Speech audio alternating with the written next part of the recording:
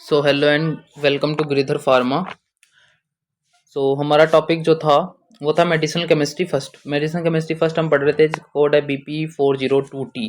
तो हम अपने प्रीवियस लेक्चर्स में हम अपने एड्रेनर्जिक रिसेप्टर तक कंप्लीट कर चुके हैं। अल्फा एंड बीटा डिस्ट्रीब्यूशन हमने इसके लास्ट लेक्चर में देख लिया था। उससे पहले लेक्चर में हमने ड्रग्स एक्टिंग ऑन ANS देखा था। इस लेक्चर में जो हम बेसिकली बात करेंगे वो करेंगे अपने सिंपैथो। एक सेकेंड, मैं जरा हाईलाइटर यूज कर लेता हूँ, आपको अच्छे से दिखेगा। इस लेक्चर में जो हम बातें करेंगे वो करेंगे सिंपैथो माइमेटिक एजेंट और उसका सार देखेंगे, और जितने भी अंडर इसके ड्रग्स आते हैं ये यहाँ तक, ठीक है, एपिहेड्रिन एंड एजेंट मिक्स तक, ठीक है ना। यहाँ तक हम कंप्लीट देखेंगे, ये जितना भी है ये पूरा पोर्शन कवर कर लेंगे। इसके नेक्स्ट लेक्चर में मैं बेसिकली एड्रेनर्जिक एंटागोनिस्ट खत्म कर दूंगा। फिर ये यूनिट 4 लेक्चर में मेरी बेसिकली खत्म हो जाएगी। 2 लेक्चर मैं पहले ही प्रोवाइड कर चुका हूँ, थर्ड ये लेक्चर अब आपके पास जाएगा। अगर आपने पहले वाले लेक्चर्स नहीं देखे तो प्लीज देख लेना, क्योंकि उसी से कोरिलेट करके समझ में आएगा। क्योंकि उससे पहले मैंने एड्रेनर्जिक न्यूरोट्रांसमीटर के बारे में सब कुछ समझाया हुआ है, जो कि यहाँ पर यूज होंगे। तो अगर आप डायरेक्ट आएंगे तो हो सकता है आपको समझने में प्रॉब्लम हो। अब इससे पहले, ड्रग्स स्टार्ट करने से पहले मैं आपको कुछ चीजें समझा देता हूँ। देखिए, हमारा जो कोर्स है उसके कोर्स के कंटेंट में ही हमसे ये बोल रखा है कि study the development of following class of drugs. Classification देखना है हमें, बेसिकली मैकेनिज्म ऑफ एक्शन देखना है, मतलब जिसको MOA बोल देते हैं बेसिकली। यूजेस ऑफ ड्रग देखने हैं, ड्रग के यूजेस। भाई कोई भी ड्रग है, सपोज पैरासीटामोल है, साल्ब्यूटामोल है, इन सब के यूजेस तो हम देखेंगे ही कि कौन सी बीमारी में यूज होते हैं, ठीक है ना।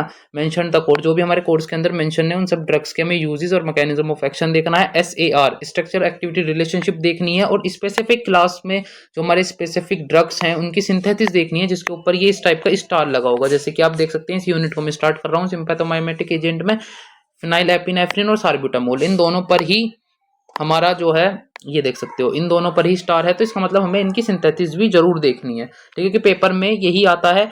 AK2 के पेपर में बेसिकली आता है कि salbutamol, synthesis of salbutamol and give the uses, इस टाइप से क्वेश्चन आते हैं। तो अब हम चलते हैं अपने PDF पर। तो 1 सेकेंड ओनली। तो ये देखिए हमारी PDF खुल चुकी है।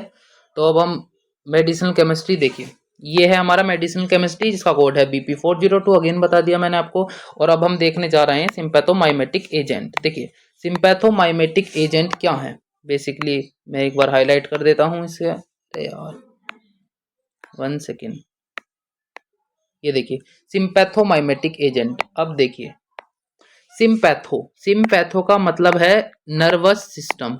सिंपैथो का मतलब है नर्वस सिस्टम। मिमिक का मतलब है कॉपी करना, मिमिक्री करना।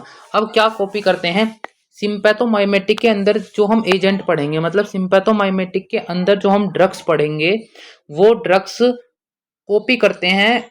किस चीज की कॉपी करते हैं? जो कि नर्वस सिस्टम हमारा वर्क करता है बेसिकली, जो काम हमारा नर्वस सिस्टम, ये हमारा नर्वस सिस्टम है, एक के ये हमारी खोपड़ी है और यहाँ पर ये हमारा नर्वस सिस्टम है। सपोज ये जो काम करता है, जैसे कि हार्ट बीट को तेज कर देता है या हार्ट बीट को कंट्रोल करता है, रिदम को कंट्रोल करता है, वही काम ये ड्रग्स करेंगे जो कि सिंपैथोमाइमेटिक एजेंट के या ड्रग्स के अंडर आएंगे, ठीक है ना। तो अब हम इसका क्लासिफिकेशन देखेंगे। सीधी सी बात ये है, जो काम हमारा बॉडी का नर्वस सिस्टम कर रहा था, जिसका नर्वस सिस्टम काम नहीं करता है, ये ड्रग्स उसको बेसिकली दिए जाते हैं, और ये ड्रग्स वही काम करते हैं जो हमारा नर्वस सिस्टम करता है, बेसिकली नर्वस सिस्टम की कॉपी करते हैं, ठीक है ना। These drugs are chemically agent, ये केमिकल एजेंट होते हैं, आपको पता ही है। और drugs which mimic the action, फिर से वही वाली बात आ गई, मिमिक करते हैं किसको? एक्शन को, किसके? नर्वस सिस्टम के एक्शन को, of sympathetic nervous system. Okay, आपको पता है।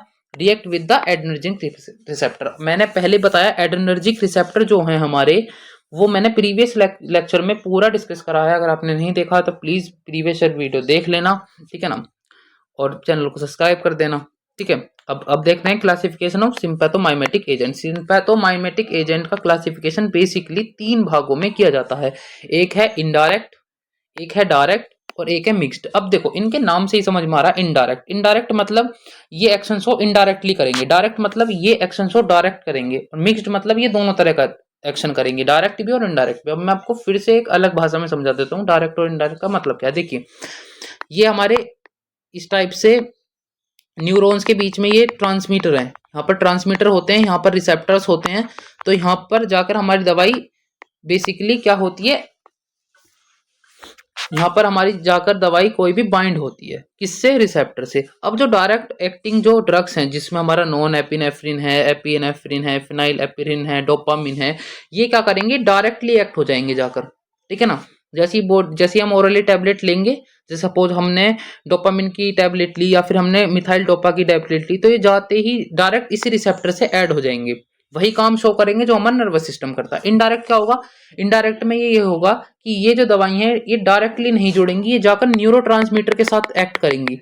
न्यूरोट्रांसमीटर जो है उनको स्टिमुलेट करेंगे कि जाओ अपना एक्शन करो, नर्वस सिस्टम ये फिर स्टिमुलेट करेंगी। इनडायरेक्ट का मतलब ये है कि दवाई जाकर स्टिमुलेट करेंगी, ठीक है। डायरेक्ट का मतलब ये है कि डायरेक्ट जाकर दवाई जुड़ जाएंगी। मिक्स्ड का मतलब ये है कि ये इसका कुछ पार्ट, जैसे ये टैबलेट है, टैबलेट का कुछ पार्ट डायरेक्टली जाकर रिसेप्टर से बाइंड होगा और कुछ पार्ट दवाई का न्यूरोट्रांसमीटर के साथ जाकर एडॉप्ट करेगा और उसको कहेगा कि स्टिमुलेट करेगा और कहेगा कि अपना एक्शन शो करो। इसके अंदर इनडायरेक्ट के अंदर हमारे ये 3 ड्रग हमारी बेसिकली कोर्स में मेंशन है। और देखिए डायरेक्ट के अंदर हमारी इतनी सारी ड्रग्स हैं बेसिकली। अब देखो इतनी सारी ड्रग्स कोई एक साथ तो याद नहीं कर पाएगा, हो सके तो आप इसमें से सात सात ड्रग्स याद कर लेना। और ये दोनों तो इंपॉर्टेंट है, साल्ब्यूटामोल और फिनाइल एफ्रिन, ये इंपॉर्टेंट है। सी सिंथेसिस में आपको आगे पढ़ाऊंगा भी, देखना है ना। और मिक्स्ड में तो केवल 2 ही है, तो मैं नहीं बोलता कि आप पूरी की पूरी याद करो। ये कम से कम 17-18 ड्रग्स हैं, आप कोई भी 7-8 ड्रग्स भी याद कर लेंगे। सपोज डायरेक्ट में आपने बस इतनी ड्रग्स याद कर ली, ये वाली एक बार को आपने छोड़ भी दी,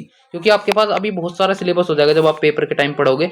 तो ऐसी कोई दिक्कत नहीं है, कोई बहुत बड़ी दिक्कत नहीं आएगी आपके साथ, ठीक है। मैं एक बार रफ कर देता हूँ एंड आपको आपको समझने में आसानी हो जाएगी। ये नोट्स मेरे टेलीग्राम पर अवेलेबल हो जाएंगे, आप टेलीग्राम का लिंक मैं लगा दूंगा, आप जाकर वहां से नोट्स फ्री में देख सकते हैं, पढ़ सकते हैं। बिल्कुल एकदम स्टैंडर्ड नोट्स हैं, बुक से मैंने बनाए हैं और समझाना मेरा काम है, आपको मैं समझा रहा हूँ, ठीक है ना।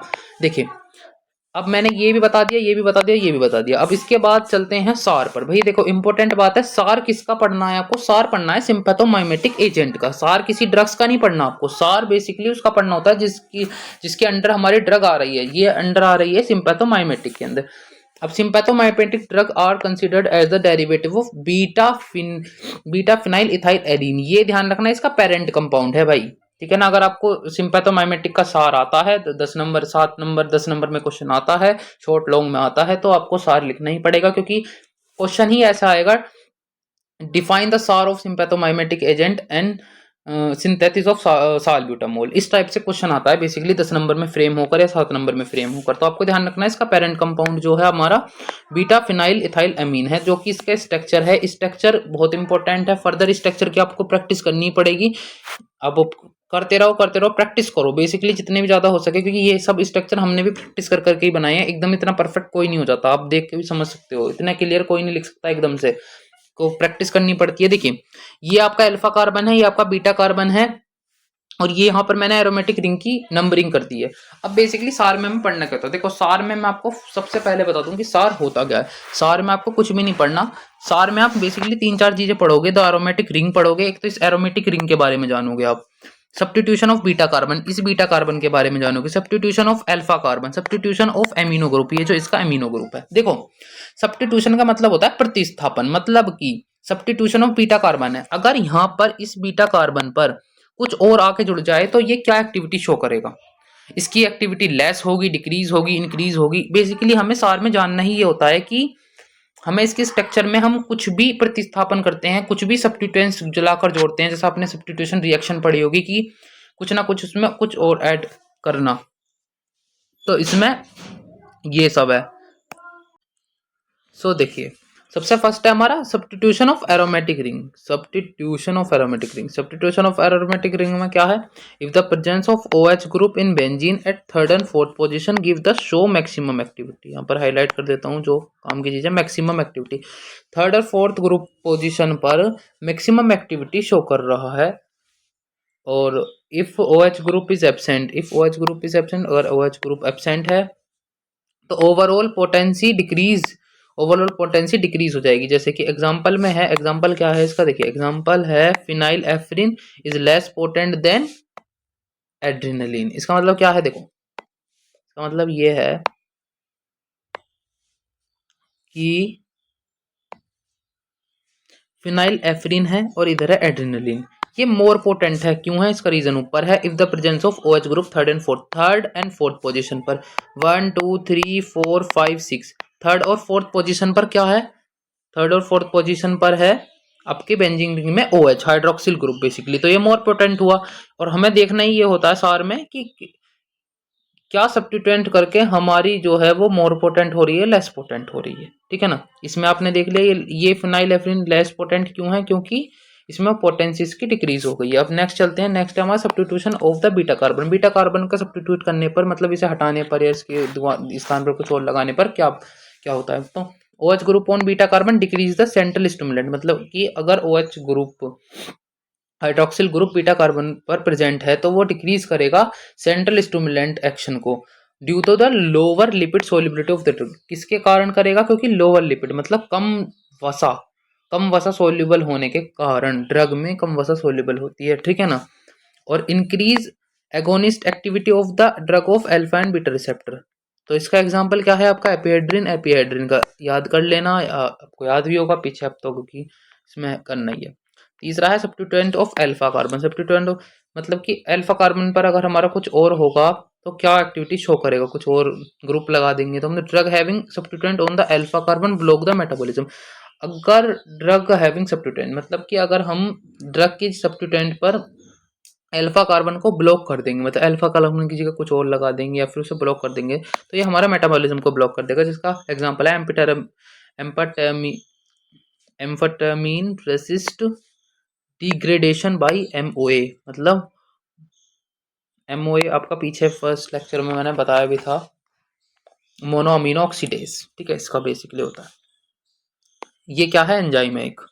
सब्स्टिट्यूशन ऑफ अमीनो ग्रुप मतलब सब्स्टिट्यूट करने अमीनो ग्रुप को सब्स्टिट्यूट करने पर lesser substitute of amino group so high selective of alpha receptor, मतलब कि अगर लेसर सब्स्टिट्यूट है, अगर आपने कोई कम माइनर सब्स्टिट्यूट अमीनो ग्रुप पर करा है तो उसकी जो है सेलेक्टिविटी अल्फा रिसेप्टर पर होगी। जैसे कि एग्जांपल है एड्रेनलिन इन हाई, एड्रेनलिन में हाई होता है क्या, अल्फा सेलेक्टिव, और देन नॉन एड्रेनलिन के मुकाबले मोर द अल्काइल सब्स्टिट्यूशन तो हाई बीटा सेलेक्टिव, जिसमें कि टारबिटोलाइन एंड साल्बिटामाइन हैविंग बीटा सेलेक्टिव। आपको याद भी होना चाहिए कि कौन सा अल्फा सेलेक्टिव है कौन सा बीटा सेलेक्टिव है, ये पता होना चाहिए, एग्जांपल इंपॉर्टेंट है। उसके बाद देख लेते हैं, उसके बाद डायरेक्ट एक्टिंग ड्रग। अब देखो तीन तरह की होती हैं, तो डायरेक्ट है, एक इनडायरेक्ट और एक मिक्स्ड है। तो सबसे पहले डायरेक्ट में देख लेते हैं। डायरेक्ट में direct acting drug produce the action rapid, एकदम से प्रोड्यूस करती हैं, मतलब कि ये आपने दवाई खाई, आपके पेट में गई और रिसेप्टर से सीधा बाइंड हुई, बिल्कुल ऑनसेट एक्शन है, बिल्कुल तुरंत के तुरंत एक्शन शो करेंगी, और ये शॉर्ट ड्यूरेशन के लिए होती हैं। आप ये सोचो कि ये बहुत टाइम के लिए हमें असरदार है, नहीं। डायरेक्ट एक्टिंग की बात ये है कि ये शॉर्ट ड्यूरेशन के लिए होंगी और रैपिड ऑनसेट रिएक्शन देंगी। These इफेक्ट आर बोथ, इनका इफेक्ट अल्फा और बीटा दोनों एड्रेनर्जिक रिसेप्टर पर आता है। Some of the direct acting drugs, some में मैंने सिर्फ दो ही बताई हैं जो आपकी इंपॉर्टेंट है, जिसमें सिंथेसिस भी आएगी, और वो क्योंकि पीछे जो इतने भी दे रखे हैं डोपामिन एड्रेनलिन, ये सब कहीं ना कहीं मैंने पिछले जो मेरा पिछला लेक्चर था उसमें मैंने कहीं ना कहीं ये सब के एग्जाम्पल भी, इनकी स्ट्रक्चर भी, सब भी कुछ ना कुछ डिस्कस कर चुका हूँ। बार बार एक ही चीज़ को डिस्कस करना ना ही तो आपके लिए अच्छा है ना ही मेरे लिए, कि मैं बार बार एक ही चीज़ को एक ही बार को डोपामिन का स्ट्रक्चर, नॉन एपिहेड्रिन एड्रेनलिन, इनके स्ट्रक्चर में बार बार नहीं दिखा सकता, तो इसीलिए मैंने यहाँ पर वो करा है जो कि क्वेश्चन पेपर में आएगा। और पेपर में क्वेश्चन आएगा सिंपैथोमाइमेटिक से, तो यही आएगा जो मैंने बताया है, या तो इसकी स्ट्रक्चर पूछी जाएगी, आपकी सिंथेसिस पूछी जाएगी, या साल्ब्यूटामोल की, ठीक है।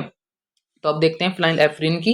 तो सबसे पहले आपको क्या क्या लिखना होता है, देखो भाई, अगर आपको जब भी आप ऐसी हेडिंग गिरोगे ना फिनाइलएफ्रिन, तो सबसे पहले आप स्ट्रक्चर लगाओगे।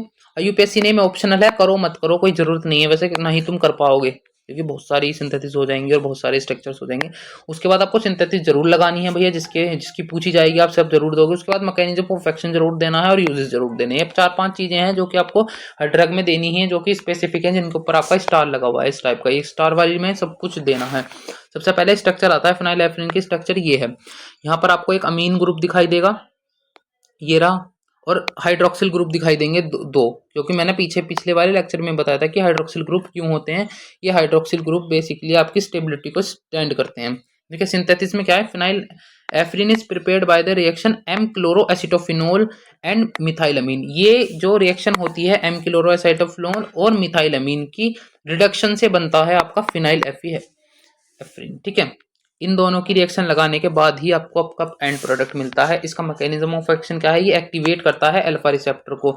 Activation of alpha receptor cause vasoconstrictor of the arterioles. उसके उसके कारण क्या होता है, जब ये एक्टिवेट कर देता है अल्फा रिसेप्टर को, तो आपकी जो वेट्रियोल्स हैं वो आपकी कॉन्ट्रैक्ट कर जाती हैं, मतलब कि सिकुड़ जाती हैं। एंड आइरिस, आइरिस आंख की पुतली वाला ये आइरिस है। एंड कॉन्ट्रैक्ट यूट्रस, यूट्रस को भी कॉन्ट्रैक्ट करता है ये, ठीक है ना। बेसिकली इसका ये मैकेनिज्म है, ये मैकेनिज्म आप लिख सकते हो। यूजिसाइड्स mainly use the decongestant in rhinitis. Decongestant क्या होते हैं, जो कि डीकंजेस्टेंट आपके नेजल कंजेस्ट से रिलेटेड है, मतलब कि आपको जो नाक में जो आपके सांस लेने में प्रॉब्लम होती है उसको बेसिकली डीकंजेस्टेंट बोलते हैं। राइनाइटिस, राइनाइटिस में जुकाम होता है। It is use in the eye for producing mydriasis. Mydriasis क्या होता है, आंख की पुतली का फैलना। आंख की आप देखा होगा, आंख जब आप किसी को कुछ देख लो, करंट वरंट लग जाए, एकदम आंख की पुतली फैल जाती है। फिर आप कुछ ऐसा सीन देख लो डरावना भयंकर सा, तो आपकी आंख की पुतली फैल जाती है। तो आंख की पुतली को फैलने को इंग्लिश में बोलते हैं माइड्राइसिस। माइड्राइसिस एक अच्छा है, जब आप इसके यूज में लिखोगे तो टीचर भी समझेगा कि हाँ भाई वाकई में कुछ तो पता है। यूज इसमें हर बार ये नहीं लिखना होता कि it is the use for sympathomimetic agent. अरे भाई वो तो सबको पता है, जब तुम इसमें लिख रहे हो तो सिंपैथोमाइमेटिक एजेंट का असली यूज कहाँ पर है, असली यूज है भाई सिंपैथोमाइमेटिक का नेजल डिकंजेस्टेंट में, या फिर आपका सीएनएस में, इस टाइप से, ठीक है ना। एएनएस में साल्ब्यूटामोल, साल्ब्यूटामोल पर आते हैं। साल्ब्यूटामोल में सबसे पहले तो स्ट्रक्चर इंपॉर्टेंट है, ये है इसकी स्ट्रक्चर, ठीक है। और मैंने करके दिखा दिया, अगर आप इस टाइप से खोल के दिखाना चाहो तो ठीक है, वरना यहाँ पर CH3 तीन होते हैं, तीन इसकी होती हैं, ये 1 2 3। खोल के दिखाना चाहो खोल के दिखा दो, बंद क्लोज दिखाना चाहो क्लोज दिखा दो। उसका मैकेनिज्म ऑफ एक्शन क्या है, mechanism of it is the strong beta two adrenergic antagonist. ये strong beta two adrenergic antagonist है। It is directly act on sympathomimetic drug. ये डायरेक्टली एक्ट करता है सिंपैथोमाइमेटिक ड्रग पर। Strong action on B2 receptor, ये strong action provide करता है B2 receptor पर। ये इसका मैकेनिज्म ऑफ एक्शन है, बहुत ईजी सा है। सिंथेसिस क्या है, सिंथेसिस ये है, salbutamol is prepared by the 4 hydroxy 3 hydroxy methyl benzaldehyde. ये देख सकते हो आप, ये बेंजे एल्डिहाइड ग्रुप है, CHO ग्रुप है, एल्डिहाइड ग्रुप जुड़ रहा है। यहाँ पर दो हाइड्रोक्सिल ग्रुप हैं, तो यहाँ पर एक है 4 हाइड्रोक्सी, एक 4 पर जुड़ा है, 1 2 3, एक 3 पर जुड़ा है, एक 4 पर जुड़ा है। तो ये 4 1 2 3 4 हाइड्रोक्सी मिथाइल, ठीक है ना, और मिथाइल बेंजेल्डिहाइड, ठीक है ना। तो ये आप देख सकते हो। और इसकी which acetylation and cap for 10 days, इसको 10 दिन के लिए रख देते हैं इसमें in the presence of ether with acetic acid, ठीक है ना।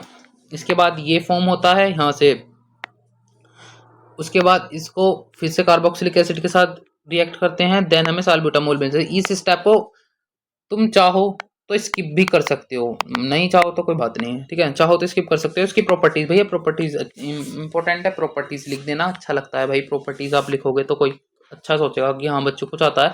It is the white crystalline powder, शुरू से सुनते आ रहे हो, बहुत ईजी है। It is the sparingly soluble in water, मतलब कि थोड़ा बहुत सोल्यूबल हो जाता है वाटर में। अगर आप इसे पानी के साथ घोलोगे, ये आपने कोई भी कर लिया इसे पानी के साथ घोला, तो ये थोड़ा बहुत घुल जाएगा, स्पेरिंगली सोल्यूबल है। Store in well closed container and protective from light. ये जो मैंने प्रॉपर्टीज बताई है ना, ये हर किसी के ड्रग में लिख सकते हो, यही प्रॉपर्टीज होती हैं बेसिकली हर ड्रग की। तो वो सोल्यूबल वाटर में होगा या अल्कोहल में होगा, जो मर्जी वो लिख दो, कोई इतना ज़्यादा ध्यान देते हैं। यूज इसमें क्या है, inhalation of the use of sympathomimetic relief in bronchospasm. Bronchospasm क्या होता है, ब्रोंकोस्पाज्म, ब्रोंको मतलब है लंग्स से रिलेटेड। लंग्स की जो मांसपेशियां होती हैं वो सिकुड़ जाती हैं, स्पाज्म कर जाती हैं, उसको ही ब्रोंकोस्पाज्म बोलते हैं। किसकी, फेफड़े की, बेसिकली आपकी लंग्स की। It is the use for treatment bronchitis and other pulmonary disease. Basically ये अदर पल्मोनरी या फिर obstructive pulmonary, PCOD, pulmonary disease में यूज हो सकता है, ठीक है। Thank you so much. Lecture अच्छा लगा तो like share subscribe, thank you.